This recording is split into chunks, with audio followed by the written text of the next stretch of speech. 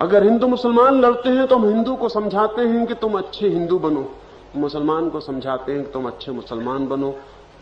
मुसलमान धर्म भी बहुत अच्छा है, हिंदू धर्म भी बहुत अच्छा है, दोनों धर्म एक से हैं। तुम अच्छे मुसलमान बनो, तुम अच्छे हिंदू बनो, तुम मस्जिद ठीक से जाओ, तुम मंदिर ठीक से जाओ। मैं कभी सोचता हूं कि जब कच्चे मुसलमान और कच्चे हिंदू इतने खतरनाक होते हैं तो सच्चे हिंदू और मुसलमान कितने खतरनाक हो सकते हैं। लेकिन हमारा ख्याल यह कि अगर हिंदू अच्छे हिंदू हो जाएं और मुसलमान अच्छे मुसलमान हो जाएं तो झगड़ा खत्म हो जाएगा। नहीं, भ्रांति।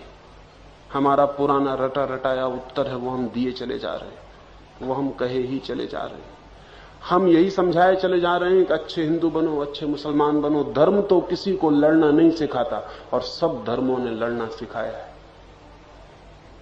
असल में जो भी आदमी आदमी के बीच फासले पैदा करता है वो लड़ना सिखाएगा ही। जो भी आदमी आदमी के बीच खंड करता है वो लड़ना सिखाएगा ही। राजचंद्र को गांधी जी ने कुछ पत्र लिखे थे और गांधी जी ने एक प्रश्न उनसे पूछा है कि आप जैन धर्म को ही श्रेष्ठ मानते हैं। राजचंद्र जैसे बुद्धिमान विचारशील साधु पुरुष ने भी यही उत्तर दिया है कि जैन धर्म ही श्रेष्ठ है, इसलिए मैं श्रेष्ठ मानता हूं। गांधी जी भी हिंदू धर्म को श्रेष्ठ धर्म मानते थे और गांधी जी भी अपने को जीवन भर हिंदू कहते रहे कि मैं हिंदू। अभी मैंने सुना कि जयप्रकाश ने यहां अहमदाबाद में कहा कि मैं हिंदू हूं और हिंदू होने का मुझे गौरव। खतरनाक लोग हैं ये। क्योंकि जो ये कहता है कि हिंदू धर्म श्रेष्ठ है, जो ये कहता है कि जैन धर्म श्रेष्ठ है, जो ये कहता है कि मैं हिंदू होने की वजह से गौरवान्वित हूं, ये उपद्रव के बीज बो रहा है, चाहे इसे पता हो और चाहे पता ना हो। क्योंकि जो ये कह रहा है कि हिंदू धर्म श्रेष्ठ है वो हिंदू के अहंकार को फुसला रहा है, वो हिंदू के अहंकार को रस दे रहा है और हिंदू के अहंकार को कह रहा है कि हाँ हम श्रेष्ठ हैं। और जो ये कह रहा है कि इस्लाम श्रेष्ठ है वो इस्लाम के अहंकार को फुसला रहा है और जो जैन धर्म को श्रेष्ठ कह रहा है वो भी फुसला रहा है। और जो कह रहा है कि मैं गौरवान्वित हूं हिंदू होकर, मुझे गौरव है कि मैं हिंदू हूं, वो दूसरे लोगों को भी हिंदू होने के अभिमान से भर रहा है। और जहां हिंदू का अहंकार है, जहां मुसलमान का अहंकार है, वहां शांति नहीं हो सकती, तो वहां कोई शांति संभव नहीं है। इसलिए मैं आपसे कहना चाहता हूं कि जब हिंदू मुस्लिम दंगे होते हैं तो आमतौर से हम ये समझ के कि गुंडे दंगे कर रहे हैं, गुंडों को गालियां दे लेते हैं और घरों में बैठ जाते हैं। मैं आपसे कहता हूं बहुत समय हो गया, गुंडों को अब ज्यादा गालियां मत दे। अब पकड़ना हो तो महात्माओं को पकड़ें, गुंडों को पकड़ने से कुछ भी नहीं हो सकता। गुंडे समस्या नहीं, महात्मा समस्या है। लेकिन महात्मा अमन कमेटी बनाते हैं, शांति की व्यवस्था करते हैं, प्रवचन देते हैं, लोगों को समझाते हैं लड़ो मत। तो महात्मा ऐसा समझ में आता है, वो तो बेचारा समझा रहा है लड़ो मत, लड़ता तो गुंडा है। लेकिन मैं आपसे कहना चाहता हूं बहुत पुरानी हो गई ये बात सही नहीं मालूम पड़ती, क्योंकि महात्माओं की कोई कमी नहीं, शायद गुंडों से ज्यादा ही होंगे, लेकिन कोई कमी नहीं होती युद्ध संघर्ष में, वैमनस्य में, ईर्षा में, घृणा में। नहीं, कहीं कुछ भूल हो रही। गुंडे को हम व्यर्थ ही पकड़ रहे हैं, वो महात्मा की तरकीब है, वो हमेशा गुंडे की तरफ इशारा कर देता है कि गुंडों ने गड़बड़ की। लेकिन महात्मा पकड़ में नहीं आता। और मैं आपसे कहना चाहता हूं कि महात्मा जड़ में है, क्योंकि महात्मा कह रहा है मैं हिंदू होकर गौरवान्वित हूं, वो हिंदू के अहंकार को मजबूत कर रहा है। वो महात्मा कह रहा है कि मैं हिंदू हूं, वो महात्मा कह रहा है मैं मुसलमान हूं, तब फिर उपद्रव जारी। खान अब्दुल गफ्फार खान यहां आए, सारे मुल्क में गए, लेकिन वे पक्के मुसलमान हैं। और मैं कहना चाहता हूं पक्का मुसलमान होना खतरनाक है। खतरनाक इसलिए है कि आदमी को आदमी होने दो, मुसलमान और हिंदू मत बनाओ। कृपा करो अब आदमी आदमी ही हो जाए तो ही दंगे बंद हो सकते, अन्यथा दंगे बंद नहीं हो सकते। आदमी पर लगाया गया कोई भी लेबल दंगे में सहयोगी बनता है। लेबल लड़वाते हैं, लेकिन एक पक्का मुसलमान है, एक पक्का हिंदू है, और हम पक्के हिंदू और मुसलमान कभी मिल नहीं पाते। वो जो मुसलमान होना है वो हिंदू होने से कैसे मिल सकता है? वो जो जैन होना है वो मुसलमान होने से कैसे मेल खाएगा? हमारे बीच अदृश्य दीवारें खड़ी हो जाती। नहीं, मैं आपसे कहना चाहता हूं हिंदू मुस्लिम एक हैं। अब इस नासमझी में पड़ने की जरूरत नहीं।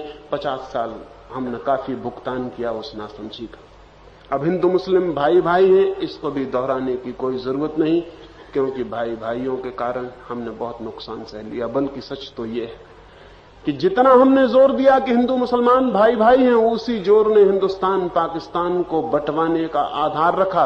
क्योंकि दो भाई जब पक्के भाई हों और लड़े, और लड़ने के बाद कोई उपाय ना हो, तो बंटवारे के सिवाय कोई लॉजिकल कंक्लूजन नहीं रह जाता। मैं आपसे कहना चाहता हूं, जिन्होंने समझाया हिंदुस्तान को कि हिंदू मुसलमान भाई भाई हैं, उन्होंने बंटवारे की नींव रख दी।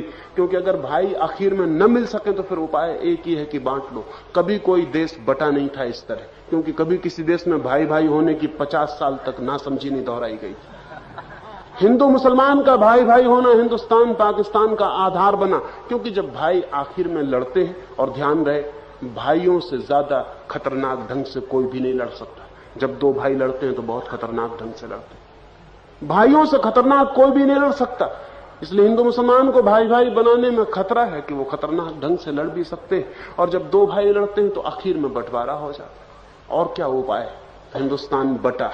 जिन्होंने भाई भाई कह के समझाया, उन्होंने देश को बंटवाया। अब आगे ये कहने की जरूरत नहीं। असल में ये जरूरत ही क्यों पड़ती है कि हिंदू मुसलमान भाई भाई हैं? ये जरूरत इसलिए पड़ती है कि पहले हम स्वीकार कर लेते हैं कि एक हिंदू है और एक मुसलमान। नहीं, मैं आपसे कहना चाहता हूं, ये उपद्रव बंद ना होंगे, ये सांप्रदायिक जहर समाप्त ना होगा। इस देश के सामने बड़े से बड़ा जीता सवाल सांप्रदायिक जहर का है, सांप्रदायिकता का है। ये समाप्त ना होगा। ये समाप्त एक ही तरह से होगा कि हम लेबल अलग कर दें, और जो लोग बुद्धिमान हैं वो कह दें कि हम सिर्फ आदमी हैं, अब हमें हिंदू और मुसलमान होने से कोई वास्ता ना रहा। अभी आपने यहां सब कुछ देखा, लेकिन कितनों के मन में ये ख्याल आया कि अब हम हिंदू और मुसलमान होना बंद कर दें? नहीं, किसी को ख्याल नहीं आया। वो ख्याल नहीं आता हमें यही ख्याल आता है कि गलत हिंदू ये काम कर रहे हैं, गलत मुसलमान ये काम कर रहे हैं। हमें ये ख्याल ही नहीं आता कि मुसलमान होना हिंदू होने के भीतर ही ये बीज छुपे हैं कि ये आता रहेगा। अगर आपको पता ना हो कि आप हिंदू हैं या मुसलमान हैं, तो आप किससे लड़ने जा सकते हैं? मैं भी एक ट्रेन में सवार हुआ, कुछ मित्र छोड़ने आए थे। उसी बगल के मेरे कंपार्टमेंट में एक सज्जन थे। उन्होंने सोचा कोई महात्मा होंगे। जैसे ही मैं डब्बे के भीतर गया, उन्होंने पैर पड़े और कहा, महात्मा जी आपसे सत्संग करना चाहता हूं। मैंने कहा, पहली तो बात ये, मैं कोई महात्मा नहीं हूं। महात्माओं ने इतना नुकसान पहुंचाया, अब कोई भला आदमी महात्मा नहीं हो सकता। तो आपने गलती से पैर पड़ लिए, अगर किसी तरकीब से वापस ले सकते हो तो वापस ले लें। उन्होंने कहा, क्या आप महात्मा नहीं है? कम से कम आप हिंदू तो हैं। मैंने कहा कि हिंदू भी मैं नहीं हूं, मैं सिर्फ आदमी। उन्होंने कहा, क्या मतलब आपका? आप हिंदू नहीं हैं? वो इतनी बेचैन हो गए, क्योंकि पता नहीं किसके पैर छू लिए, मुसलमान हो, ईसाई हो, पता नहीं कौन हो। अब लेकिन पैर छू लिए तो वापस लौटाने का उपाय नहीं। अब क्या करेंगे? मैंने कहा, कोई तरह वापस ले सकते हो तो ले लें, हाथ धो सकते हो तो धो लें, साबुन मैं दिए देता हूं। उन्होंने कहा, नहीं ये बात नहीं, लेकिन आप कौन, मुसलमान हो, ईसाई हैं, कौन है? मैंने कहा, अगर मैं कोई ना हूं तो क्या मुझे होने का हक नहीं? नहीं, उन्होंने कहा, हक की कोई बात नहीं। मैंने कहा, बैठिए, आप कहते थे सत्संग करेंगे, सत्संग हो। उन्होंने कहा, नहीं मैं सुबह मिलूंगा।